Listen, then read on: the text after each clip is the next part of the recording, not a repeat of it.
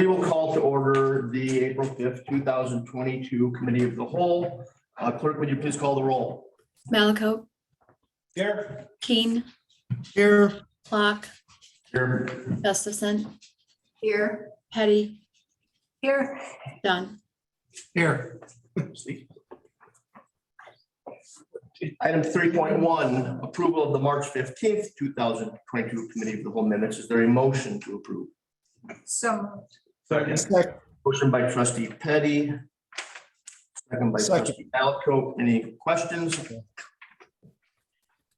Please call the roll. Gustafson, yes. Petty, Yes. Dunn, Yes. Keen, Yes. Malaco, Yes. Clock. Yes.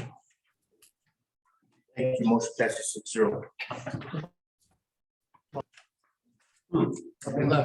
We still have members of the public online, though. Joe, is anyone indicating desire to speak from the online attendees? No. Don't see them either. We're going to new business. Item 5.1, discussion and recommendation of the board for approval of a special event permit. The Rock Valley Flyers, including the use of Chicory Ridge Park and the pond for an event to be held. They do two of them. So June 25th, 2022 and August 27th, 2022. Is this still Irv? It's not. It's not. It's a new person. Model aircraft flyers. Twice a year, every year. Why does his last name look like flyover? I mean, when he signed it. I was just thinking like, can't remember his name, like, but I can see his, Second. you know. It's been Irv Steinholz forever. Motion. Who's the Would you the motion? Yes. Motion by trustee Clark, second by trustee Malasco. Any questions? Yeah, clarification. It's two separate days or is the 27th the rain date? No, it's two separate days, two different events. Yeah. I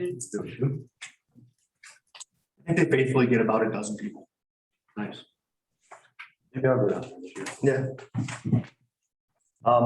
Clerk, please call the roll. Dunn, Yes. Clock, Yes.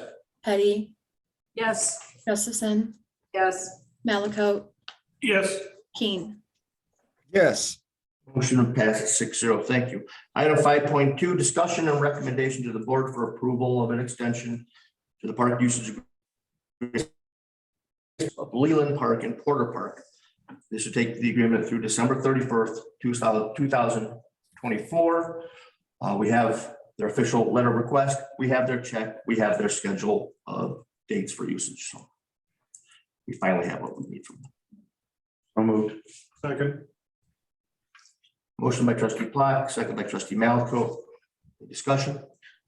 Yes, I'd like to call everyone's attention to what was in the documents. If you didn't read it, there's an invitation to join them at ABC Supply Stadium in Beloit. So would you kindly send us a reminder of that? Or if we have to RSVP or something? Do you want to go to a baseball game? No, they're going to have their opening there. That's really- Not the team that's associated there, but State Line. So I don't know Oh, okay. all of what they're No, I'm going to do not there, saying, yeah. but they have invited us. So I think it sounds like, Thank you. I will absolutely do that. but because it's so far in the future, I need a reminder Right. and ask them. Monday, May specifically. 16th from 5:30 to 9:30. Right, but maybe they can narrow it down and all that kind of stuff. But the invitation was buried in there and I was afraid people. I'm sure they'll be thrilled to, with their interest, absolutely. Very nice stadium. Yes, it is. My cousin got work married. Yeah, we went up for when it opened. Like, clerk, call the roll, please. Petty, Yes. Gustafson, Yes. Clock, Yes. Malaco, Yes. Keen, Yes. Dunn. Yes.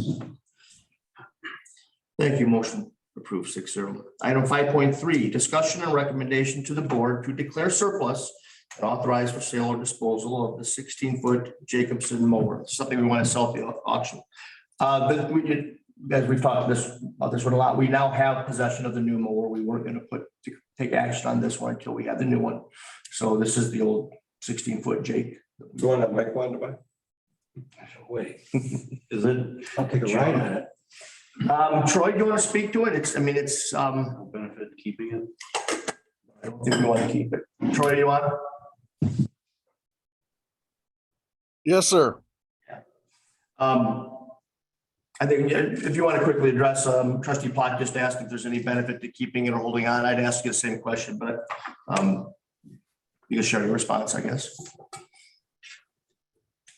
No, it's pretty old and tired right now. We just kind of want to get rid of it at the auction while it's kind of still running right now. If we try to use it, it might end up we'll have to put money into it to even make it to the auction. Okay, thank you. Yeah. So moved. Second. Motion trustee Plot, second trustee Malco. Any further discussion? Clerk, please call the roll. Keen, Yes. Malaco, Yes. Gustafson, Yes. Flock, Yes. Dunn, Yes. Petty. Yes. Thank you. Discussion recommendation of the board to declare surplus and sell 11 green office chairs that used to, Carol, you're buying at least one of them. No way. they're lined up in the back. You should be the ball right now. I'd like to make that in the form of a motion. Thank you. Did Carol buy one? Second. Doesn't go with my date. And I think Chief's gonna help us sell these. We sell stuff like that on Gov deals. Gov deals. Would be our approach to that. I could use one in the basement. Any discussion? Clerk, please call the roll. Flock, Yes. Petty, Yes. Malaco, Yes. Keen, Yes. Gustafson, Yes. Dunn. Yes. Thank you. Motion passes 6-0. Discussion or recommendation to the board for approval of specifications and bid letting for our 2022 residential streets program. I believe the plan set is in drive. Moved. Second. Motion trustee Plot, second trustee Petty. Any discussion? This is for many of the streets in Hickory Ridge. Was there not something we added if we had the money, but it doesn't look like it now with prices so high? I think we just, I think we were looking at dividing up even the project scope within Chicory and decided just to do it all. And this does include, I believe there's one full intersection where both streets are being completely reconstructed, and we are improving that intersection to the new rural standard with the concrete edges, sort of as a little pilot program to see how that works and how it looks and how easy it is to retrofit in. So that's it. Angelica. Hickory Ridge Way. And they're all here. So when I'm looking at the budget, it will be 3 inches of hot mix on them, and then the 2-foot aggregate shoulder. For the roads, yes, that's correct. At that intersection, we'll do the concrete edge treatment. Oh. At the intersection. You know, we had talked about, that's been something that I think trustee Keen had even brought up going back a couple different budget cycles. I'm looking to try to beef up the radius at the intersections in all of our rural subdivisions. Buses, I think, are probably the number one culprit of cutting corners, probably garbage trucks as well. But the intersections seem to run out pretty aggressively. They do. That one's really bad. Yeah, so the hope is, and we're taking an approach here, Justin can chime in, or Brandon can chime in if he wants to, but is to, we want to do that with this, I don't know, minimizing the project scope. We're trying to see if we can do these without having to extend pipe culverts, without having to substantially regrade ditches. So I think there is one of the quadrants is going to require a little more earthwork than the others, but these things are going to be, I think, a case by case study of just how much work goes into each one of these to sort of widen them and get that gravel or that concrete edge treatment in. Well, you know, the thing about it is if we had the money, we'd do the entire intersection in concrete. Yeah. You know, for first 30 feet or 40 feet and then, you know, go with asphalt if we could, right? Yeah. That solves the whole problem in its entirety. I know I'll just give a little nod to the Fairground design team and Brandon in particular I know they've been working on that, really paying attention to that detail and working with Troy to terminate, you know, where the concrete shoulder stops and becomes aggregate to sort of come up with a detail that helps that slope away so that we're not catching that with the edge of a plow or anything. Right. When this is done, are we also going to put in place aesthetically making the entrances a little more attractive, you know, the signage and maintenance or whatever? Has there We're been- absolutely talking about looking at the signage for Chicory. I don't, right, to date, there's been no contemplation, there's no boulevard entries at Chicory or anything. I didn't mean that, just taking what is there and at least making it a little more attractive. Presentable. We'll look at the options for sure. I would love nothing more than that. I'd like You know, a couple of nice bushes, you know, some different things. Stoplight, a real stoplight would be nice. Yeah. Yeah, I'll forward. Challenge accepted. How about that? I know. All right. Scott, this is Brandon. Do you mind if I make a comment really quick? Hey, guys, Brandon wants to chime in real quick. So I did want to just state, Scott, I wasn't sure if you already stated this or not, but there was a cost increase to this project. You guys will eventually see cost estimates come through that basically we had to, because of the current oil situation and the prices that we know are going to increase for the asphalt. I've actually been in contact with a few asphalt suppliers and they gave us the heads up that, hey, you might want to plan ahead and budget a little more money for asphalt prices. So there was a slight increase in the cost. My original estimate that I brought to you at budget time, I think was, it was buffed up enough, for lack of a better term, to where there's not a significant increase in this project. But you will eventually see that the cost of the asphalt at our current estimates is a little higher. And also, Scott, I did want to comment on the intersection of Angelica and Meadow Suite with the concrete widening. You are correct. We are going to have to take this by case basis. In this scenario, we're going to be able to widen the pavement without extending any culverts or doing any major grade work. The reason for that is some of those intersection radii right now have about 4 to 5 foot shoulders, aggregate shoulders. Some of them need to be cored out, dug out, and reconstructed, and then the new pavement will go on top of those reconstructed areas. But thankfully, in this situation, we were lucky enough to where we're not going to have to do too much ditch grading and culvert extensions. But I did want to acknowledge that you were correct and that it will be a case-by-case basis. And that's all I got. What the increase to your overall cost estimate is roughly from budget to now? So yes, the total increase, let me pull it up. That feedback. So the increase in the budgeting time, the total estimate was $762,366. And our estimated total for this year's program with more accurate quantities is $779,791. Okay, thank you. 17,000 up right now. That's nothing.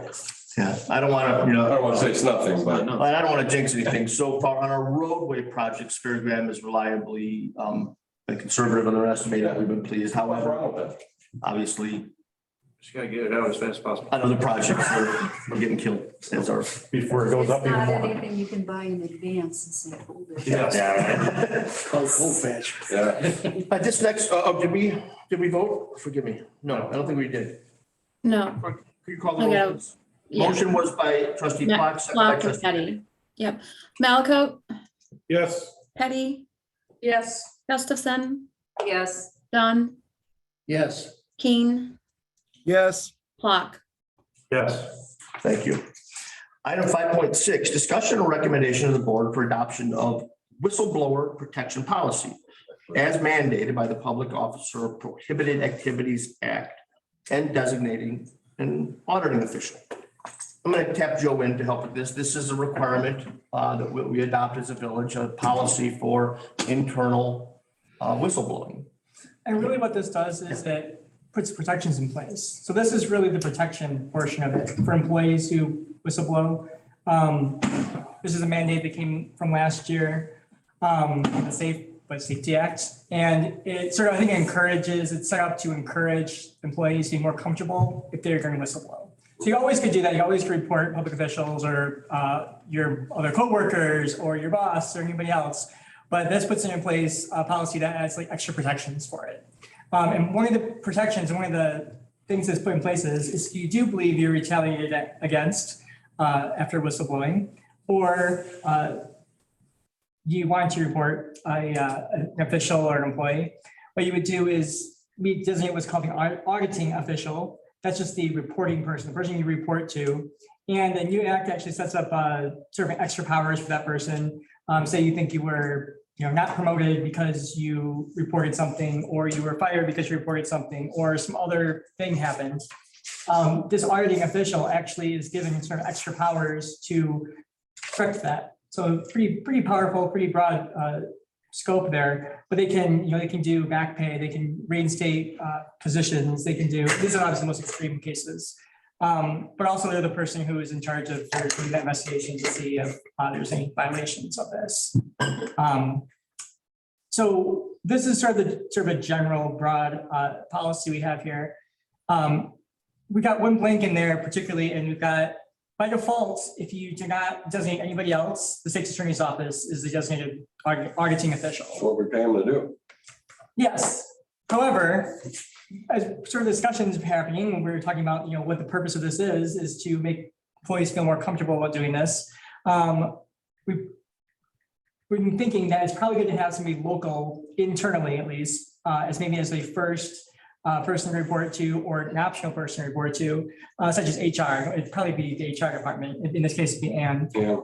Where, if an employee is comfortable with reporting, maybe not to call up the state's attorney's office and say, hey, I want to report my boss, or I think he's, taking whatever. They may be more comfortable talking to Ann or to the HR here, to Ann about that, and letting her sort of start the process there. Sure. And that may be contacting the police department if there's a criminal thing. It may be referring it to the attorney's office for investigation. It may Eventually it'll end up being there if there's theft. if there's actual criminal offense, sure. Or maybe it's your recommendation that, all the village staff want you to stay out of this because, maybe he is an elected official. And then it's maybe, okay, we want to hire, outside counsel to do that, to investigator to put together a report for that. So there's different options on that, but I think and this obviously your decision or your discussion here, but at least probably having one step or part of a step be reporting, having Ann is the person you can start off with internally on this. So that's our recommendation, and that's so discussions we've had on this. I'd like to put something out there. I'd like to propose an option situation. If the first can be HR, or if the complainant doesn't feel comfortable for one reason or another, or HR feels that it's better that an impartial outside group do this investigation, that there be two options. Option one can be HR, and option two can be some hired outside entity to be determined, whether it be another law firm or something. So I would like to propose that we change this auditing official language to a two-option process. Person can report internally to HR, or that person, if the person isn't comfortable, can go to the outside person that we contract, so that you have some comfort here, you have some independence, and yes, the state's attorney's office would eventually get involved if it were criminal, but I don't see them being the first line of complaint. They have a lot of things on their schedule. I'm sure this might not be handled quickly or efficiently at the state's attorney's level, as quickly and efficiently as it could be done internally by HR or whoever we contract. And we also have a investigator on staff, right? We do have a detective. We do, which everybody's, That, I understand what you're saying, Carol, but that is an option as well. Well, I'd like to propose this, in addition to those two options for reporting and the investigation and the reporting. If the if the complainant later feels that there's been then that can be where the police department can come in and investigate that, because that's after the fact. They're not involved in the first line of gathering information about the complaint. Because again, you're going to have the problem if it goes to a prosecution stage. You've got kind of a messy situation here that you would have the police department that did the investigation and then have to do it again for prosecution. So Joe, I don't mean to interrupt you there, Carol, but in what Carol's saying about an attorney firm, okay, so just some question for us to move forward with this.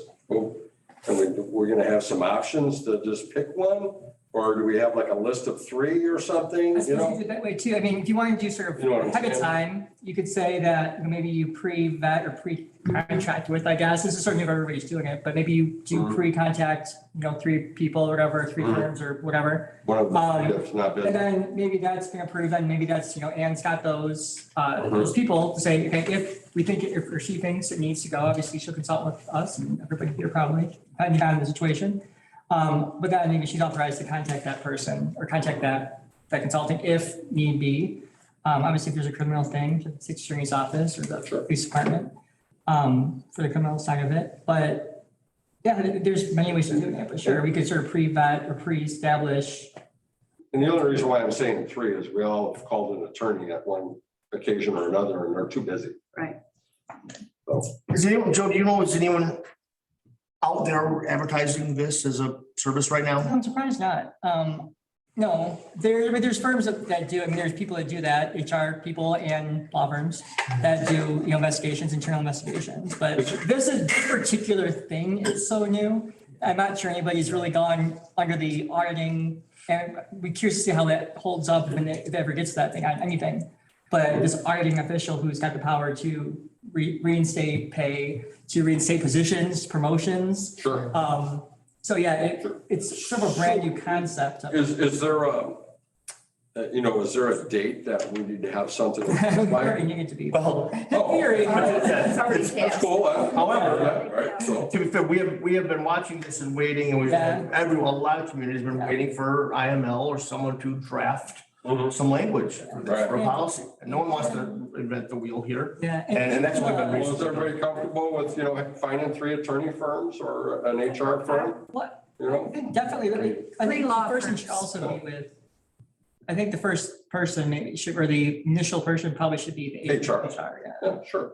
But Get the language that Make I it more propose flexible. is that the complainant here has the option Okay, I of see what you're choosing, saying. of Oh, okay. choosing. One of those 3 options, either the firm or HR or. Right. Because we I don't gotcha. know I the comfort understand that. level of Sure. that complainant, nor the nature Yeah. of that. What were the 3, Carol? A firm, HR, or? HR, our internal HR, Uh-huh. a separate firm, and Joe mentioned there may be a professional, you Yeah. would use the term HR. There's reporting places. Waynesville County actually has, for many years, had a reporting service they've had. It's an anonymous reporting service that you can report through. And then, But something along those lines, maybe. and then where does that go? Do they make decisions? Well, no, I think that guy where they did the initial report and it comes in as a I think whistleblowing. we'd be a little bit better off going to outside. Yeah, no, for county. the actual thing. So I don't want to overcomplicate it. That's- We'll come back.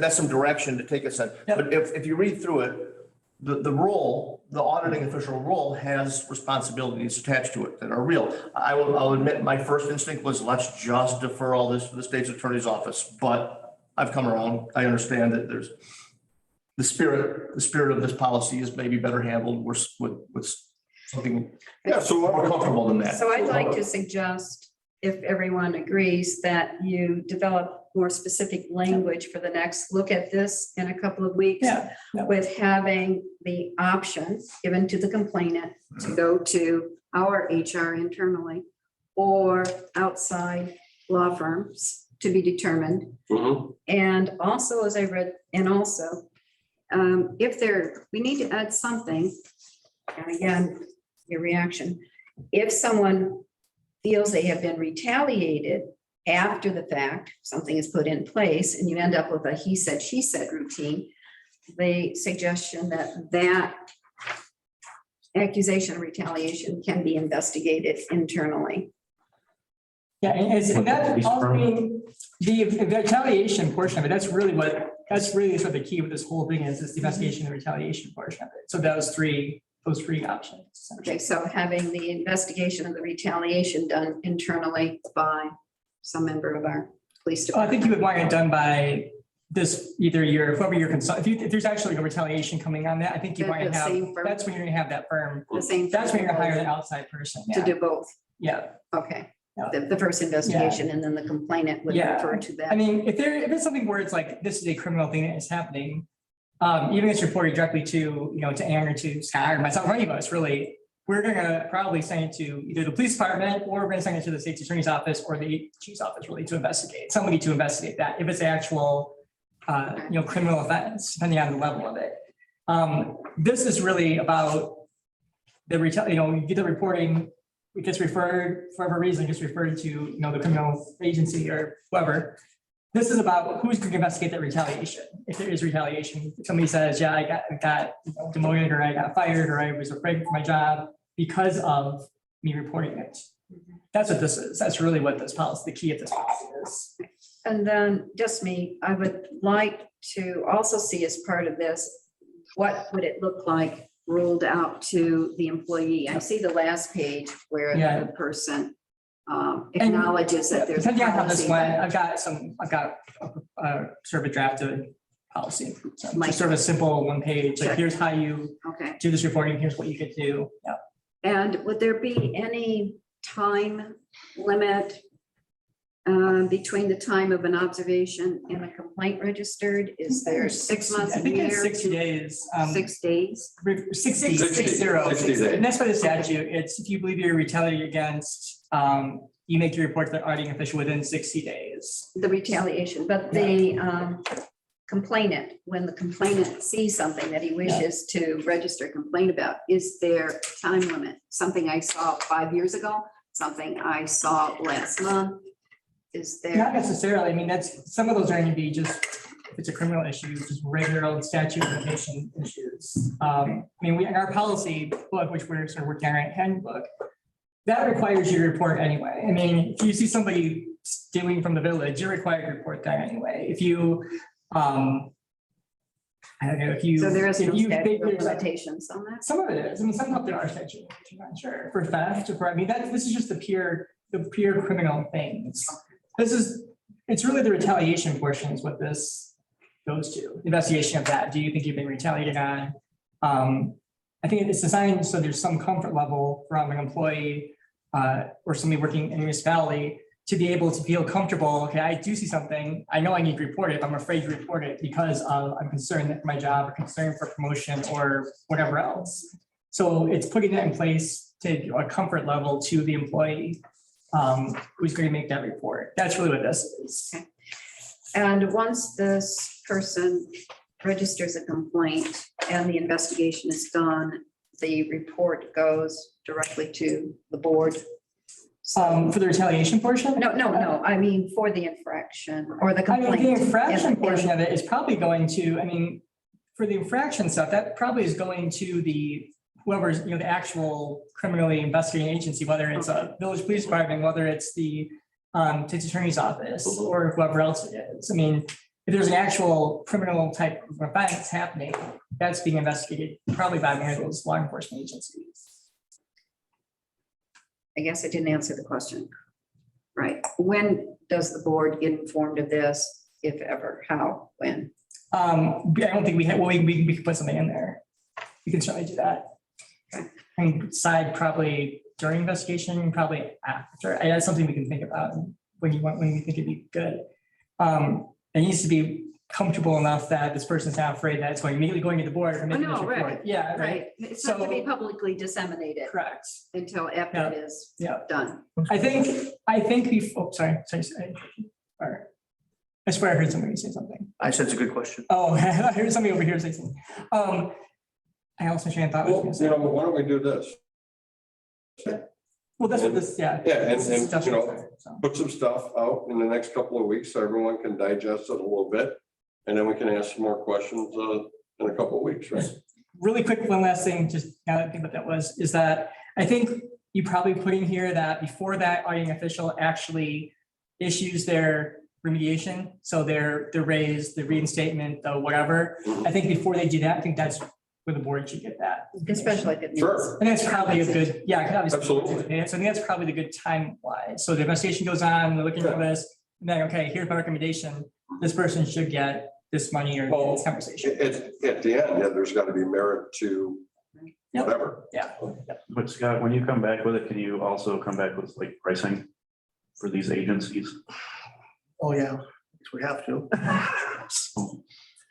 I really, I don't know how much it costs, but well, I mean, that's, I have no clue. $600 an hour, Right, probably something crazy. Yeah, we can get. but what exists. I mean, this year, I haven't looked yeah, into it at next year's all. cost. At all, so. That's fine, just, Would it still be, Joe, do you think it would still be, but designating an auditing official? Essentially, I think we're saying that HR, that Ann, or the holder of that office would be the auditing official. Yeah. Or would you I say think, all I think those it's options all, are designated? I think you would as- designate all of those. Right. All Right. three, I That's- do. And I know it's a big, That's where our work comes in. yes, right? And that's the issue of how much authority control, or if it means we never actually happen ever, but. The act requires a lot of the auditing official, and so if it's a hired attorney or someone, it will require a lot of activity from them. And we got to get our arms around that. But it may be a complex issue that HR would say something I don't. Oh, that's what, Do it. yeah, 100%. That's what I've always, I guess, the way I envisioned it from a talk with Joe was that the HR person is the auditing official, and they sort of act as the first vetting of the complaint or the accusation or retaliatory action, and that they have an ability then to steer it to police or to an outside attorney or to the state's attorney's office. I agree with that, yeah. Yeah, I don't object to letting someone just go there directly, but it seems to me, just the way I've envisioned it so far, is that it all flows initially through HR. And then they help guide it where it needs to go. And therefore, they're acting more as the auditing official. Well, on paper, Okay, that sorry. sounds reasonable, but again, it goes back to the complainant. We don't know how the complainant feels I know. or comfort level, or Or how HR feels. If you Or how put HR somebody, or feels. any staff member, whoever, any staff Right. member who gets put in that position. So having at least one outside, right. whether it's the SA's office. I've been whether trying it's- to just not let this become a ridiculously complicated thing. Yeah, I think it has to be, but yeah, it's something to think about. This is drug on, can we? Well, yeah. yeah, I mean, wanna make they already sure sent that Mark Joe to put a bunch of stuff together. We and- did, Yeah. we did. And with the one thing that I'm hearing is, okay, Ann would be maybe the first line If the complainant, is comfortable. right. Yes. How can they go to her and talk to her privately when you can hear through the walls? Imagine, Answer that. I mean, If that's an issue, Ann yeah. can go into that conference room, she could go into my office, she Yeah, could I suppose they could go anywhere, she could go into the clerk's office, she could go She wherever she needs to wants. be directed. That's not an issue. maybe Pretty- Mike had his hand up. I have a question, talking about the person that feels something has happened Mhm. or wants to report something, the whistleblower. Yes. None of us sitting here thinks that it could be something that Ann has done. But the next HR person will probably come around after my lifetime. But if Ann is the person that the whistleblower is afraid of or wants to report, then they need to have an option Of course. of going Yep. to it outside of an attorney. Yep. And I would like to see Joe put something together with those options Yep, that's. that we can vote on to make Yeah, the policy. That's pretty much it. that's, That's what we're. I think we bring this back to committee again. yeah, so you. Absolutely. Right. So Joe, do some work, I don't need a vote then. We'll just bring it back to committee. In 2 weeks. 2 weeks. Yep, The important thing is we have something in place before we need it. Right. Yeah. Yeah. Item 5.7, discussion and recommendation of the board for approval of the Village of Roscoe special event permit ordinance and application for revisions to. Let the flogging begin. I'm still not happy with them. What I have here is 4 different documents. I have a new special event application guidelines, checklist, and 2 separate applications for assembly and block party. And Should we lay it over? I'm just gonna- The next one too. I will have these out. I've been out sick for the last 2 days, sick for the last 3 days. I'll have these buttoned up by Friday. I'll send them all to you on Friday for review and email comment. And I'll put it on the next agenda again. Perfect. And I don't even have an agenda anymore. I lost my agenda. There was just old business food trucks. Yeah, we want, and if you have hung on through all of this, you win a prize. And could you update us on the food truck? That's the planning. Thank you. Yes. So back in, I believe it was February, trustee Petty had sort of asked the board to give us permission to use staff time to sort of move forward. So I had immediately reached out to about 30 food trucks. We got initial interest from 5. We picked a random day. So that's June 25th. From right now, approximately 4 to 8 p.m. And on Friday, we should know for sure if we have the blessing from the property owner at Main Street Square. So it looks like it's a go. Everything's gaining momentum. We're heading in the right direction. We have met with Gus. He is the maintenance manager over there. He's sort of the liaison between the village staff and the owner. We will meet with him again on Friday. I've also reached out to Perfectly Seasoned since they are in that center. And Aaron has expressed interest in sort of, not doing it necessarily a food truck, but maybe a food tent of some sort, filling in the gaps. The food trucks that we have right now are pizza, tacos, hot dogs, ice cream and floats, and I'm forgetting something. No, we don't have cheeseburgers. What's the Mexican one? Did you just mention that one? The Mexican I have is sabores. So, So, we're moving in the right direction. The date's locked in and hopefully, by the next meeting or 2, we'll be 100% confirmed. I'll just quickly add to that, and we met with the 2 gentlemen that are our contacts are getting, Rick Fang and then Gus, whatever his name is, and Rick Fang. They're both agents for the owner. The owner lives in Iowa and is not someone that we have direct communication with at all. His 2 agents here that represent all the properties fully support it, are on board or participating in the planning, and I guess just still getting the final. I think what he was waiting on was what the financial ask might be. I think that's what, and it doesn't to be determined. It doesn't have to be much, but we'd like to share in expenses. Then we like public-private production partnership. He is assisting with putting together a steering committee from within the center itself. And that would be Gus, the maintenance property manager, the owner of 3 R's, Aaron from Perfectly Seasoned, Chris Mikasevich from Crazy Llama, as sort of being an organizing entity. They have asked, the ownership has asked that we not have beer tents.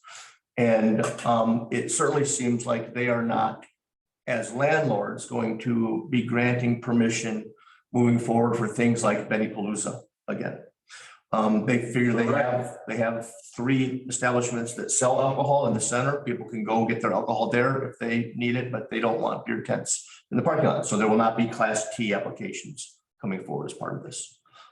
If it's successful, they have interest in doing this multiple times a year. Scott, Yes, Tony. are they also looking at partnering with any other car clubs as a part of that event? Not in conjunction with the event, but as a separate event. They're concerned about the event itself taking up almost 1/3 of the parking lot, and just worried about the real estate that doing a car show at the same time would take up and displacing parking for the patrons. There's always street parking. Okay, yeah. Not much over No, for the cars, for the car show. Yeah, I'll bring it up again. You bet. I have a few things. Yes. Okay, Under the food truck or? are we done with the food truck? If you don't have any questions about it, then yes. All right, go. Because we have time. You sent out the updated COVID monies that we got in. Mhm. And what I'm seeing is what a grant that you were hoping to get is no longer available. What are you referring to specifically? We were notified that we had been granted a $5.9 million. Yeah, so that's what I spoke about in past meetings, is that is the congressional earmark. Yeah. It was removed from the federal That's right. highway department stimulus bill, or infrastructure bill. By all accounts, that entire program, It's it's called an gone. MPP, it's been cut out of that bill, but it still exists, Still there. searching for other funding or be to attached to another bill. So So what you've said is right now, we don't have any more money. that's correct, absolutely, yes. Current. And do you have a quote, and I've already asked you about this, for the comprehensive plan? Well, let's not use that term because we have procurement policies. I do have a cost estimate now put together by a professional firm that would guide us in putting this together. That was $120,000. Are you gonna get more than one? Oh, yes, I have, so Okay, that's not an official, that was letting a consultant who does this work help us establish a budget number. We have, at that number by our policies, we have to do a public bid process now. So they also have helped through that proposal, helped us outline a scope definition. We'll internally review that and we'll bring, just like we would bidding streets, we'll bring forward a bid package to this body to approve soliciting quotes to do that work. But I wanted to know what neighborhood we were in. And so going to so $120,000. $120,000 was. Now it's up to us to look at that scope and say, do we want all of the components of the process that were outlined or not? The interest or the letter from Mike Dugan asking for $250,000 for lighting. We have not discussed that yet. Are you gonna put it on the committee? I've I've got a copy here. Yeah. So what Sue Petty is referring to, have you all been copied on this, I think? No, No. Hononegah High School is expanding their tennis courts. They're refinishing their existing ones and adding to them. One of the line items in the bid that they solicited was to light them all. That came in about $250,000. The school board elected not to take that option. The school board's position was the use of lights would not be for students. That would be for community members because the tennis courts are accessible and open to the community to use outside of school hours. So Mike Dugan is floating out all the surrounding communities, whether there is an interest in participating and helping fund the $250,000 light installation. Which would be between us and Rockton. Primarily, yes. I Primarily. think he might be reaching out to private interest as well. Oh, okay, right. well, in township, the letters from township, two I towns. think some of South Bullitt goes to Rockton. So Oh, does they it? go to Rockton schools, some of them do, but so they might. Very well. So can we have that on the agenda? Certainly. And then the status of Culvers? So Culver's has just run they had to run all the proposed site plan improvements, particularly the drive-through through Culver's corporate. They just got that approval back from Culver's to go ahead with the proposed drive-through revisions this past Friday. They're under contract with Rusty Pool to do this in a design build capacity. I've communicated with both him and the owner just this week again already. He's working at civil drawings right now. They've reached out to Brandon on that, or reaching out to Brandon for his concurrence on the parking. They're estimating a July construction. And last but not least, the $5,200 fine. I called Josh today and said, hey, it's coming up. He said that he passed it on to his dad. And I said, you need to encourage your dad to pay it because he has, Josh initially indicated to me that he would make sure it got paid. Today, he said that he had given it to his father. So do we know who we are dealing with this multifamily? My understanding is that we're dealing with Josh on the multifamily, but the fines are Denali, and Josh has nothing to do I or little to do with Denali, certainly not Plat One. Look, it is,